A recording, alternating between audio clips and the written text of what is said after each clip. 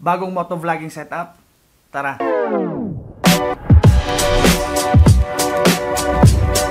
Yun na nga mga papi. So ngayong araw, ikakabit na natin yung bago nating motovlogging setup, which is yung DJI Osmo Action 4, which is yun yung magiging main camera natin na ilalagay natin dito sa helmet. And then ipapakita ko rin sa inyo ngayong araw kung paano ko ginagawa yung setup ko pagdating sa Insta360 X4 natin mga papi. And kung paano ko siya isineset up para magkaroon tayo ng mas magagandang angle at magagandang kuha gamit ang X4 natin mga papi. So tara mga papi, set up na natin to.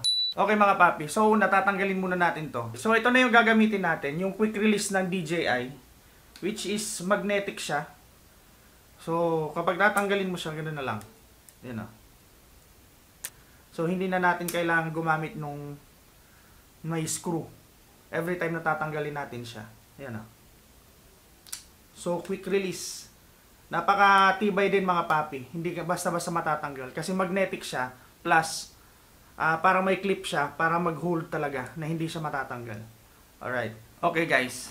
So yan na.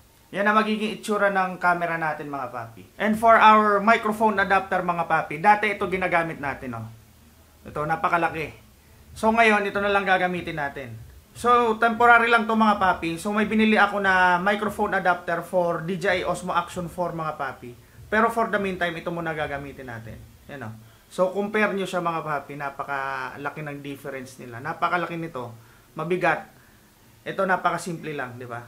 And for our microphone mga papi, gumagamit tayo ng Purple Panda na lavalier. So, nakakabit na rin siya dito sa helmet natin. So, hindi ko na siya tinanggal kasi maayos naman yung pagkakaset up ko sa kanya. So, ganyan lang siya. Nakaipit lang siya dito sa may chin. Yan, nakaipit lang siya dyan. Tapos, pinalabas ko lang siya dito sa may ilalim. And then ikakabit natin siya. And para naman sa secondary camera natin mga papi, gagamit tayo ng Insta360 X4. Yan o. So ang setting natin dito mga papi is 5.7K resolution at ang frame rate natin na gagamitin muna is 30 FPS mga papi. Yan ang first setup natin mga papi, front cam. And for our MotoGP setup mga papi, meron tayo ditong adapter. Yan o. Ito yung nag-hold nung invisible stick. Dito natin siya kinakabit mga papi sa pillion footrest. Yan. Kaso ang problema niya mga papi, gumagalaw to. So kailangan kong gumamit ng katulad nito. Another adapter mga papi para mahawakan yung kalahati nung stick para maging sturdy siya mga papi. At maging safe sa kung ano man nahulog mga papi. So, andito tayo sa gilid ng favorite spot ko. Ayan. Okay, so this is our new setup, motovlogging setup.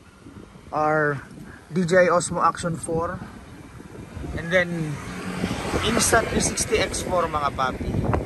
So, ito na. Ito na yung pagbabago ngayong 2025. At least ngayong 2025 nakapag-upgrade tayo and then makakagawa na tayo ng mas magaganda pang video and ma-justify na natin yung mga magagandang lugar na nakikita natin.